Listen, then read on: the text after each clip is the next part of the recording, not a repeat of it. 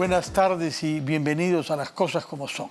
Antes de darle la palabra a nuestro primer invitado, que es el abogado César Azabache, queremos resaltar una información que nos ha llegado hace pocos minutos vía tweets de la Junta Nacional de Justicia, dando cuenta de que el juez César San Martín, de la misma manera que Víctor Prado y Jorge Salas, han sido ratificados como jueces supremos, es decir, 7 años más. Esto es relevante porque San Martín es un juez miembro de la Corte Suprema que además tendrá pronto que tomar una posición respecto a juicios claves del caso Lava Jato. El señor Víctor Prado ha sido presidente del Poder Judicial en años pasados y el señor Jorge Salas se desempeña actualmente por decisión de sus compañeros de la Corte Suprema como presidente del Jurado Nacional de Elecciones. Lo de San Martín tiene naturalmente la particularidad de que había habido un cuestionamiento en torno a él, que con esta decisión tomada por la Junta Nacional, que es independiente del Poder Judicial, queda disipado completamente. Ha sido incluso objeto de críticas de parte de fiscales, en particular por no inhibirse en el juicio que se sigue en curso por lavado de activos. Dicho esto, vamos a hablar con alguien que conoce de estos temas mucho más, el doctor César Azabache. Muy buenas tardes, gracias por estar con nosotros. Encantado, Fernando, las órdenes. Bueno, quisiera comenzar, antes de entrar a las particularidades y los meandros de nuestro sistema judicial, de hablar un poco de los del Brasil, hasta donde podemos comprender eso, porque la noticia nos ha caído de una manera un poco sorpresiva y desalentadora, no hay que decir. La Fiscalía brasileña decide suspender el acuerdo de colaboración que había firmado hace ya unos años con la Fiscalía peruana, gracias a lo cual se produjeron algunos avances en las investigaciones del caso Lava Jato. ¿Cómo ha reaccionado usted respecto del anuncio de esa decisión, cuyos términos exactos todavía no hemos conocido, porque no se ha publicado la carta, además en original en lengua portuguesa? En efecto, la información todavía es incompleta y eso recorta en mucho la posibilidad de organizar un comentario general sobre lo que ha ocurrido, ¿no? Tengo la impresión que solo se puede comentar las situaciones extremas. De un lado, hay un paquete de documentos que ya llegaron al Perú, que ya han sido incorporados a procesos judiciales, especialmente con las acusaciones contra la señora Fujimori y su entorno, y contra el señor Humala y su entorno. Esos documentos, en tanto recibidos por las autoridades peruanas y puestos a debate, no van a sufrir las consecuencias prácticas de ningún incidente, pues ya fueron recibidos e incorporados. La cuestión que habrá que comentar cuando tengamos la información completa, no la tenemos ahora, se refiere a bajo qué condiciones se cumplirán los ofrecimientos de declaraciones de las personas involucradas en estos acuerdos, Jorge Barata, Marcelo Odebrecht especialmente, y bajo qué condiciones se asegurará en adelante la ejecución del convenio de delación y medidas premiales que tiene suscrita Odebrecht con las autoridades peruanas. Esas son dos cuestiones sobre las que sin duda la Fiscalía y la Procuraduría nos darán cuenta cuando esté completamente claro qué ha ocurrido. Sin notar, lo dijo ayer Silvana Carrión, que esto es una suspensión provisional, es decir, una medida que todavía tiene que discutirse en su sostenibilidad cuando las autoridades peruanas absuelvan el traslado, que entiendo ya les hicieron las brasileras. Habrá entonces un plazo, probablemente una audiencia, una respuesta escrita, luego de la cual las autoridades brasileras decidirán si mantienen la suspensión o la levantan.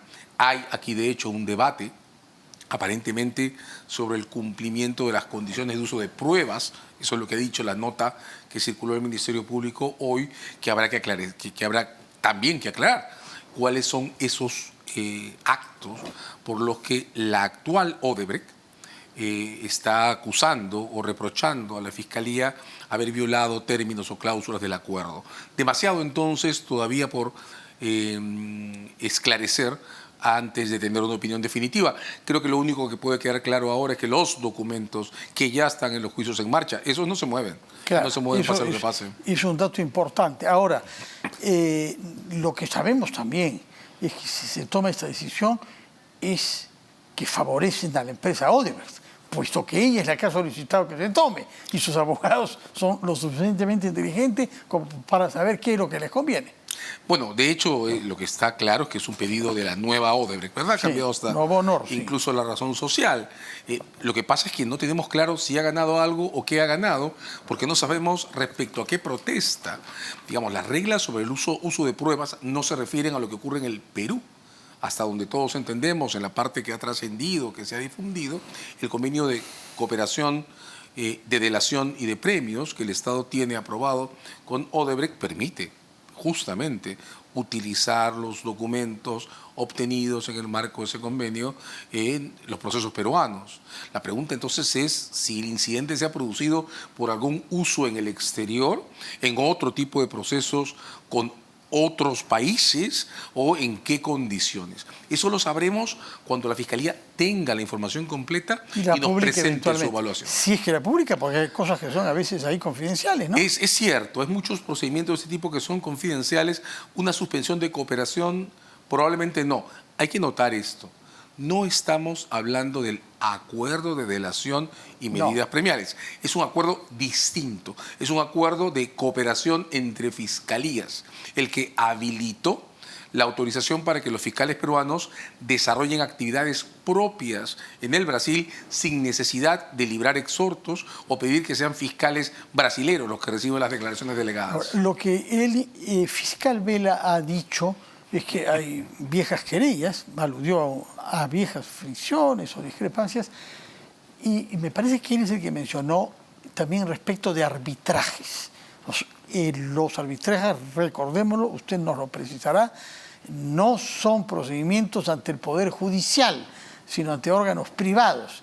Y se dice que Vela habría participado en un arbitraje que concernía a Rutas de Lima, una empresa vinculada con el holding Odebrecht, y habría en consecuencia utilizado información obtenida de la Fiscalía brasileña en un proceso de otro tipo. ¿Le parece razonable como explicación? He escuchado esa información también. Sé que Vela, no estoy seguro si Carrión han sido en efecto testigos en arbitrajes en el exterior. Que hemos perdido por lo demás en general, ¿no?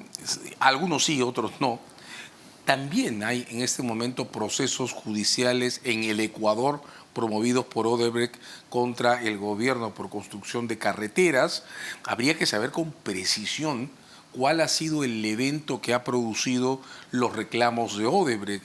Hay también un arbitraje promovido contra el Estado peruano por Enagas, en el que también se discute si las condiciones en las que se definió el proyecto del gasoducto del sur están o no vinculadas directa o indirectamente a prácticas de corrupción. El universo, entonces, en el que puede moverse este reclamo es muy amplio.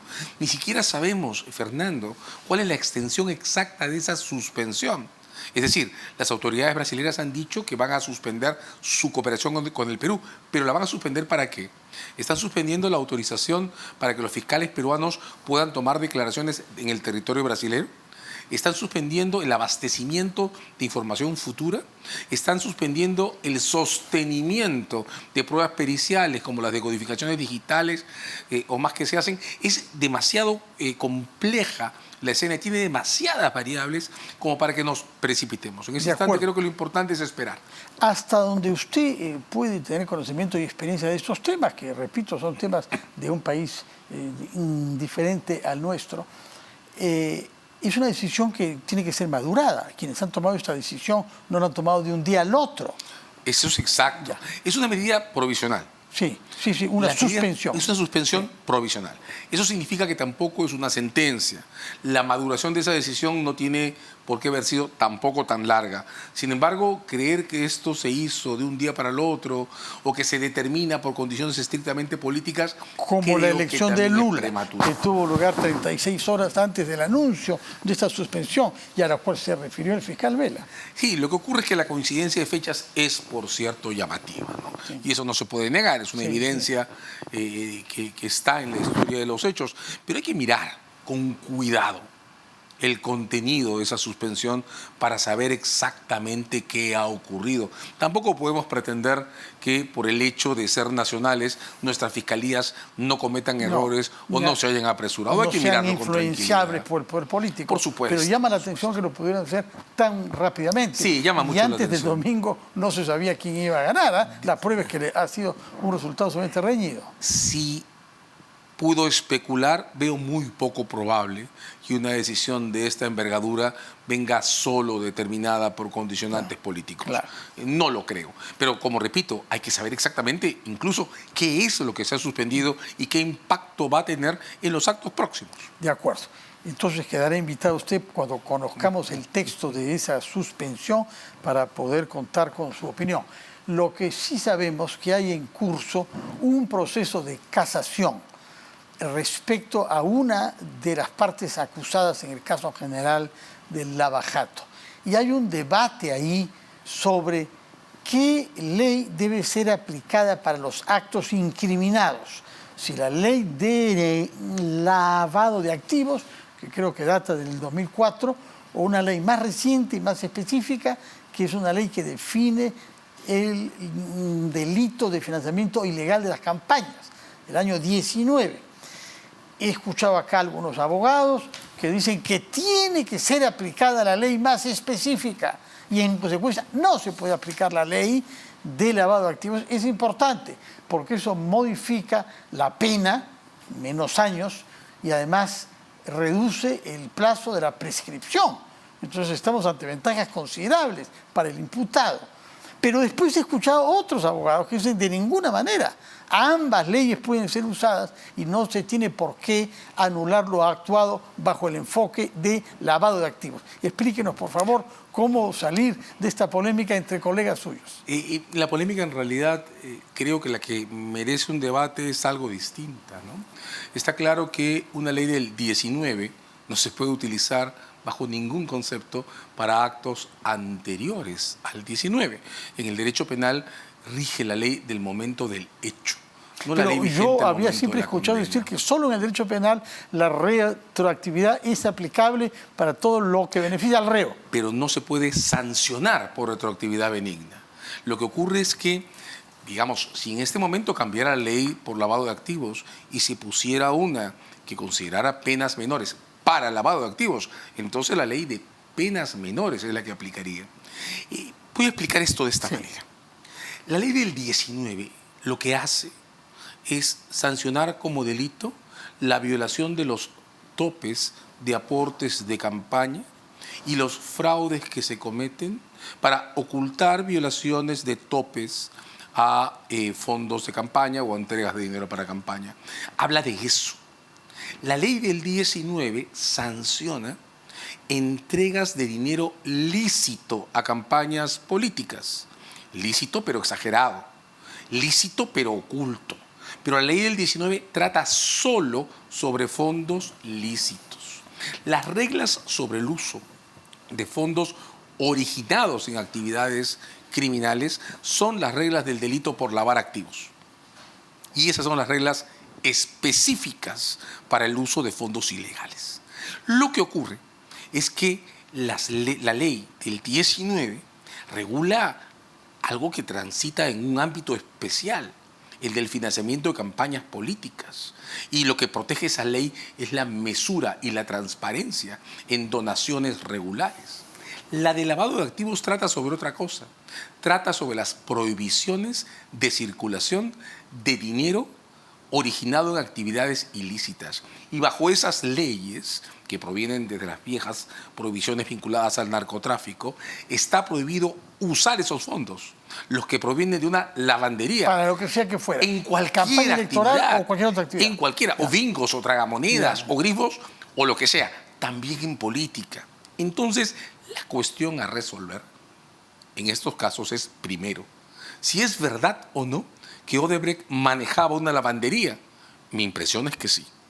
Segundo, si quienes recibieron los fondos que Odebrecht entregó, en este caso en política, pero podría haber sido en cualquier otra cosa, sabían o no que Odebrecht manejaba una lavandería, o debían saberlo, o no les importó. Y ahí hay que decidir si la indiferencia, el que no les importe de dónde venía ese dinero, que se entregaba en efectivo y en maletas tratándose de 1 o 3 millones de dólares, eso no es suficiente para condenarles. En estos casos, la Fiscalía ha ofrecido probar en juicio que puede reprochar a quienes recibieron el dinero de Odebrecht haber sabido, eso es lo que dicen las acusaciones, que Odebrecht manejaba una lavandería. O debido saber, ¿no? O debido saber. La ley dice saber o debido saber. Y ahí está la discusión fuerte. Sí. O no haberles importado de dónde venía ese dinero. La gran cuestión en discusión entonces es si la indiferencia es suficiente para responsabilizar a una persona como autora de un delito doloso. Sí. Ese es el debate. ¿Tiene una opinión formada sobre eso? Yo sí, en lo personal, sí. Mi impresión es que la indiferencia es suficiente para en casos de este tipo. Pero claro, lo que la Fiscalía tiene que probar es que las condiciones específicas en las que transitaron las dos historias y no son semejantes, en efecto la indiferencia se produjo y es suficiente. Ahora bien, hay una casación en curso que debía ser vista mañana jueves, se ha postergado. Explíquenos, por favor, en qué consiste esa solicitud. Bien, la defensa del señor Humala, y estoy citándola porque lo han dicho públicamente, alega que la historia de la campaña presidencial del 11 está demasiado lejos de las reglas sobre el lavado de activos como para que pueda justificarse debatirla en un juicio. La teoría de ellos es aún más compleja. La teoría de la defensa de Humala sostiene, ellos niegan que el evento haya ocurrido, pero afirman que si hubiera ocurrido, la historia no está completa.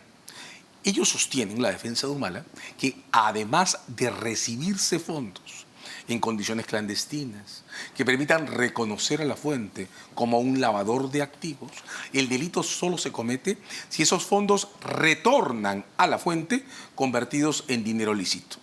Para ellos entonces, sí, perdóneme que usemos el ejemplo entre los dos. Si usted me da en este instante $1 millón que provienen del crimen, el delito por lavar activos solo se completa si yo le devuelvo 750. 750 que sean fondos lícitos. Sí. Bien, eso desde mi punto de vista no es correcto.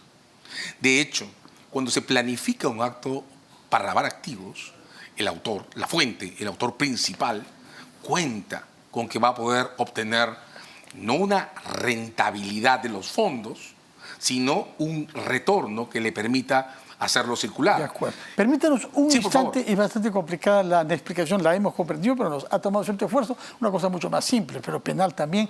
Algunas imágenes que tenemos de la madre de los hijos del exministro Jorge López, que, como sabemos, está cuestionado por pitufeo y por haber vendido un tomógrafo, siendo ministro de Salud a un empresario privado, pues la madre de sus hijos acude a la fiscalía donde ha sido filmada el día de hoy.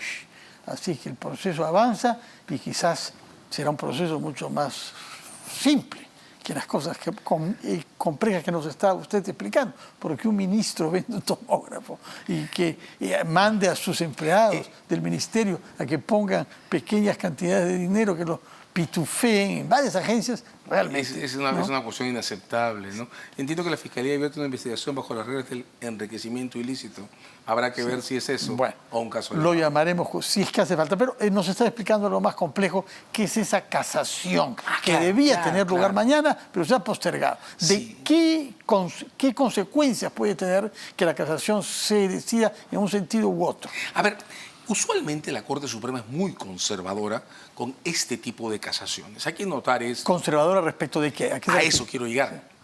La defensa del señor Humala no está llevando a casación una condena, está llevando a casación una excepción. ¿Qué significa? Que lo que la defensa del señor Humala pide es que el proceso se anule por completo, que ni siquiera pase a juicio. Lo que se le está pidiendo a la Suprema es que declare que nada de esto tuvo sentido nunca. La Suprema no es usual que la Suprema, salvo casos extremos, anule procesos completos declarando algo así como que la historia que haya avanzado hasta este punto está demasiado lejos de la ley para merecer un juicio.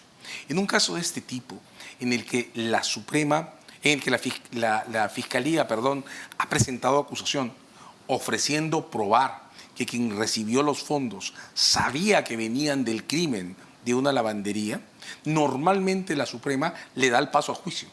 declarando que es una cuestión sobre pruebas, no sobre leyes. Y como acabamos de repasar, la teoría con la que la defensa lleva excepción a la Corte Suprema es sumamente compleja. Ni siquiera es una teoría sobre el momento de la ley aplicable, de la ley vigente. Es una teoría sobre algo tan delicado le como ve el pocas retorno. posibilidades de tener éxito. Desde mi punto de vista, muy pocas. Y terminemos con una pregunta mucho más precisa respecto del juez San Martín, que ha sido ratificado hoy por la Junta Nacional, pero al cual se le había pedido que se inhiba de tomar parte en este caso de la misma manera como lo había hecho antes. ¿Su opinión sobre este tema? Yo creo que las decisiones de hoy, el juez San Martín, el juez Prado Saldarriaga, el juez Arenas, las del final de la semana pasada, se suspendió el proceso de ratificación contra la actual presidenta del Poder Judicial hasta Contra no, sobre. Alrededor de, deberíamos decir, porque en Alrededor, realidad no le sí, encuentro sí, ningún sentido, nota al pie de página, no debería ser posible que quien representa un poder del Estado tenga que pasar al mismo tiempo un procedimiento de ratificación, ¿verdad? Pero al margen de eso, lo cierto es que la Junta suspendió ese proceso y ha dado espacio para resolver el caso disciplinario que tienen contra ella en cuerda separada. Creo que esto forma parte de un buen momento. Hasta la semana pasada estábamos notando que el último bastión de institucionalidad que queda en pie en el sistema estaba tambaleando. Ahora creo que empezamos a mirar visos de orden. Habrá que terminar de cerrar el círculo y corregir algunas otras cosas antes de terminar. Terminar los juicios penales. Terminar los juicios penales, resolver los asuntos vinculados al caso contra la jueza Benavides, darles orden, estabilizarles, darle publicidad y poder entrar en un proceso en el que por lo menos el sistema judicial pueda abordar su confianza plenamente. Con equilibrio. En eso me parece que caben pocas dudas. Muchas gracias por terminar con esta nota de optimismo y de esperanza. Doctor César Azabache, buena falta nos hacen. Muchas gracias por su presencia acá, por sus explicaciones y que tenga usted una feliz noche. Encantado. Vamos a ir a una pausa, después de la cual retomamos las cosas como son. Bueno, te agradezco.